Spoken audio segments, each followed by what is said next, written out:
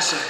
Әрине ары қарай жақсы бір көңілді әнмен жалғастырсақ, әрине олар да сіздердің құрметтеріңізге бүгінгі кеште көңілді болсын деп, сонау репертуарымнан жақсы көңілді әндер таңдадым.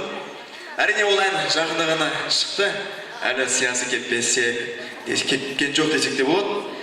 Осы оңтүстікке арнап, Шымкент халқына арнап шығарғанбыз негізі. Қабылдаңыздар, бағасын беріңіздер. Қалалық қыз деп аталады. Мүмкін болса жерде қалалық қыздар болып жатса, қолдарыңызды, шапалақтарыңызды аямай ұрсаңыздар екен.